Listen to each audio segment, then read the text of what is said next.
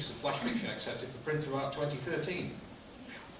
Recently, he finished writing his first fantasy fiction novel and has started his next story in the intended trilogy.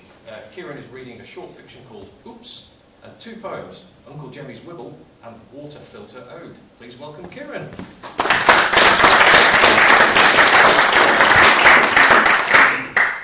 Good evening. His first one's called Uncle Jemmy's Wibble. Wibbles are quite wonderful. They are most remarkable creatures. They come in such a variety with many interesting features. I could not tell you what my Wibble looks like. You'll say I'm telling lies. Your Wibble could differ much from mine, but then that's no surprise. Mine could have a smooth chin, whilst Granny sports a bright pink beard. My Wibble wears a shirt and tie, which your Wibble thinks is weird. Your Wibble's handsome suit does not quite go with that dress, but my Wibble's suit of armour spoiled by the tutor, I confess. Are Wibbles bald or hairy? How big are Wibble's teeth? Yours are piercing? Where, you say? Goodness gracious, oh good grief. My Wibble has a centre parting in his bottom fluff.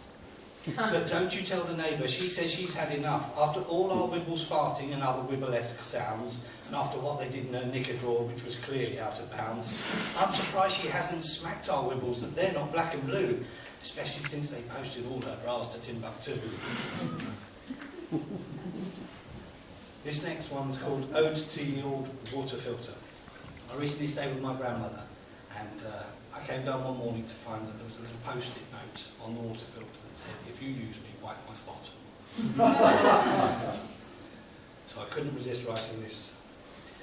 From sink unto side you once did roam, but now methinks 'tis time for a home, as the years have taken a toll quite rotten, now that we must help to wipe your bottom. Please believe that with the decision we did wrestle, as you have served us faithfully, O trusted vessel, we will ever be grateful, we pray you know, but alas, dear filter jug, to a home you must go. The next morning, I had a reply. The filter jug's reply by my grandmother. You wait until you're as old as I, and your poor wet body you need to dry. As your back says, ouch, when you reach that far, you may think then, oh, how bizarre. But according to you, that's the moment when you're put in a home and never seen again.